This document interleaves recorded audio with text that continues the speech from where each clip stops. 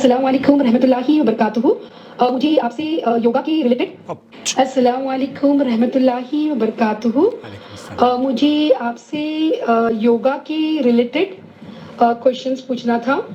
جیسے یوگا ہمارے اسلام میں نہیں ہے، اس کو پروہیبٹڈ بولتے ہیں یہ سب مطلب کرنے سے. لیکن جیسا ہماری جو ٹرینر ہیں وہ ہم لوگوں کو صرف ایکسرسائز کراتی ہے، جیسا وارم اپ ہو، دین کارڈیو ہو، دین جیسا جیسا آرمس کا ایکسرسائز ہو، اسٹمک کا ہو، پھر لیگس کا ہو. تو اس میں تو کوئی جیسا یہ لوگ بولتے ہیں جیسا توبہ نعوذ باللہ سوریہ نمسکار وغیرہ جو بولتے ہیں، وہ سب ہماری ٹرینر یہ سب چیز ہم کو نہیں مطلب سکھاتی ہے. جو بھی صرف ایکسرسائز کے ریلیٹڈ ہم لوگ کو سکھاتی ہے. تو کیا یہ ہم لوگ کر سکتے ہیں؟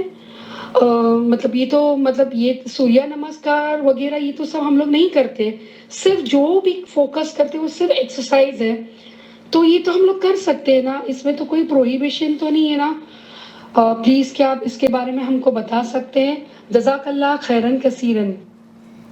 نحمدہ ونصلی علی رسولہ الکریم، اما بعد. آپ دیکھ رہے ہیں نو ٹی وی جدہ اور میں ہوں آپ کا دوست، آپ کا ہوسٹ محمد عاقل. بہن یہ جاننا چاہ رہی ہیں کہ یوگا کے بارے میں کیا حکم ہے، جبکہ ہم وہ سوریہ نمسکار اور وہ اس طرح کی چیزیں نہیں انجام دیتے جو کہ ان کا تعلق ہندوازم یا بدھزم سے یا عبادات سے ہے. اس سلسلے میں دراصل اہل علم کے متعدد اقوال ہیں، اور میں آج آپ کی خدمت میں اس کی جو وضاحت ہے وہ پیش کرنے کی سعادت حاصل کر رہا ہوں. یوگا ورزش کرنے کے حکم پر معاصر لوگوں کے مختلف اقوال ہیں.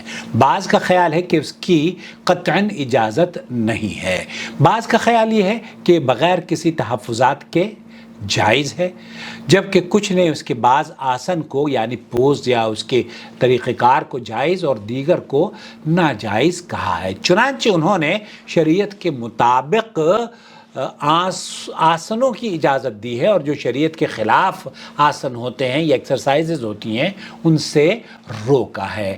ہمارے علم کے مطابق، ہماری دانش کے مطابق ان میں سے کسی نے بھی اس بات کا انکار نہیں کیا ہے، حتیٰ کہ دارالعلوم دیوبند نے بھی اس بات کو تسلیم کیا ہے، بلکہ دارالعلوم دیوبند کا فتویٰ یہ ہے کہ یہ جائز نہیں ہے.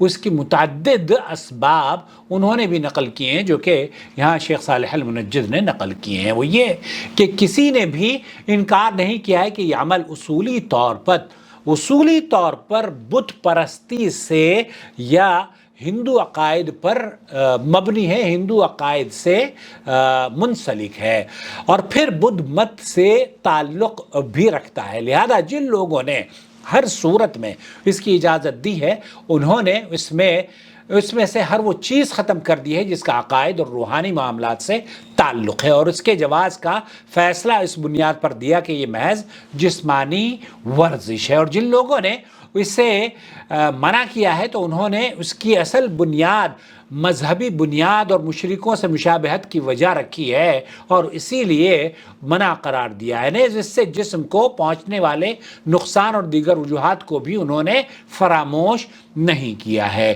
جہاں تک وہ لوگ جو اس کی مختلف اقسام میں فرق کرتے ہیں تو ان کی رائے قابل قبول نہیں ہے، کیونکہ جس چیز کو انہوں نے مستثنی قرار دیا ہے مستثنی ہوتی ہی نہیں، نیز عوام الناس اس کی جائز اور ناجائز صورتوں کی تمیز نہیں کر پائے گا. یہ بات بہت واضح ہے تحسین کہ کئی چیزیں ایسی ہیں جو کہ میں سمجھ سکتا ہوں، آپ سمجھ سکتی ہیں، لیکن اگر آپ یہ کہہ دیں کہ جناب یوگا کلی طور پر یہ جائز ہے اور آپ پوسٹر لگا دیں جناب یہ تو بالکل ٹھیک ہے، میں بھی کر رہی ہوں آپ بھی کریں، تو آپ کو تو پتہ ہے کہ یہ آسن کون سا ہے، لیکن کیا دوسروں کو پتہ ہے؟ بہت سارے لوگ ہیں جو کہ اس میں تمیز نہیں کر پائیں گے. تو شیخ یہ کہہ رہے ہیں کہ پھر اس سے بچنا ہی مسلمان کے لیے ضروری اور بہتر ہے. بدھا کا ہندو دیوتاؤں کے ساتھ اتحاد یہ دراصل اس کا کنسپٹ ہے. چنانچہ ڈاکٹر احمد شلبی شبلی یا شلبی ہندوستانی ادیان کے ماہر ہیں، وہ یہ کہتے ہیں کہ بدھا کا ہندو دیوتاؤں کے ساتھ اتحاد جنانا یوگا پر یقین کی طرف واپسی کے سوا کچھ نہیں ہے. یعنی یوگا کا راستہ یہ تمام مذاہب اور فلسفوں کو سچائی کی نگاہ سے دیکھتا ہے، لیکن یہ سچائی عظیم اور مکمل سچائی کا صرف ایک ذرہ ہے. یہ مکتبہ فکر کسی مذہب یا فلسفے پر اعتراض نہیں کرتا، یہ مانتا ہے کہ کوئی بھی مذہب یا فلسفہ سب کچھ نہیں ہے اور کامل سچائی نہیں ہے. اس طرز فکر پر یقین رکھنے والا کسی مذہب یا مکتب فکر کی جانب اپنے آپ کو نہیں دیکھ پاتا. تو یہ بنیادی چیز ہے. اور اسلام تو دین اللہ کا دین ہے، تو اسلام کے علاوہ تو ان الدین عند اللہ الاسلام، تو اللہ کے علاوہ اگر اس دین کے یہاں کوئی اور دین قابل قبول نہیں ہے، یہ اللہ کا حکم ہے. یوگا کا مطلب اتحاد ہوتا ہے. اس کے نامور، اس کے جو وہ ہے نا بہت اساتذہ اور جو اس کے ٹرینر ہیں، وہ ان کا کہنا یہ ہے کہ یہ روح کے ساتھ انسان کو جوڑتا ہے اور اتحاد کرتا ہے. اور اسی لیے اس میں بہت سارے تو آسن ایسے ہوتے ہیں کہ کرنے والا خاص طور پر ننگا ہو کر بھی کرتا ہے، اور جسمانی نمائش بھی ہوتی ہے. اور ساتھ ہی ساتھ ایسا نہیں ہے کہ عورتوں کے ساتھ ننگی ہو سکتی ہیں، نہیں، اس میں بھی کچھ خیال رکھنا چاہیے.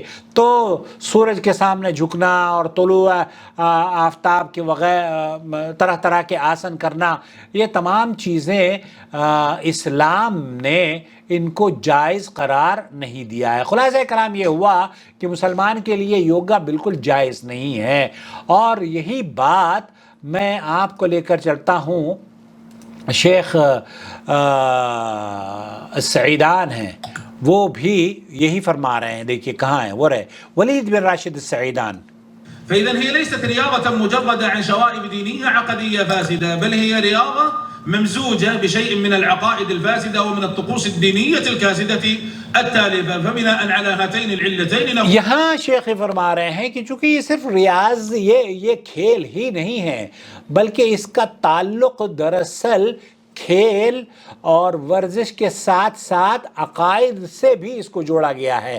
اور یہ کوئی بھی اس بات کا انکار نہیں کر سکتا کہ اس کا تعلق عقائد سے. جنہوں نے اس کی موافقت میں فیصلے دیے ہیں نا کہ آپ اس کی ورزش کر سکتے ہیں، وہ خود اس بات کا اعتراف کرتے ہیں کہ یہ ہندو دھرم یا بدھ دھرم کا مکسچر ہے، اور خاص طریقے سے عبادات کا، ان کا ہاتھوں کا ہلانا، جھکنا، سروں کو ہلانا، سر موڑنا، اور اسی طریقے سے عبادات جس طریقے سے کی جاتی ہیں، ان علتوں کی بنیاد پر، ان حرکتوں کی بنیاد پر، ان آسنوں کی بنیاد پر شیخ فرما رہے ہیں کہ بہتر یہ ہے کہ ہم اس کے قریب نہ جائیں. اور جو ایکسرسائز ہے، دنیا کی بہت ساری ایکسرسائزیں آپ کر سکتی ہیں، ان کو آپ کر لیں، یہ زیادہ آپ کے لیے بہتر رہے گا.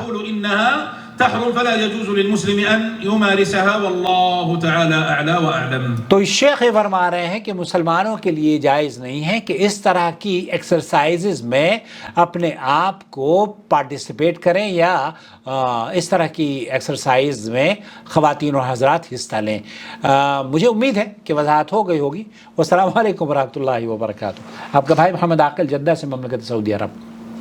وما أرسلنا من قبلك إلا رجالا نوحي إليهم فاسألوا أهل الذكر إن كنتم لا تعلمون.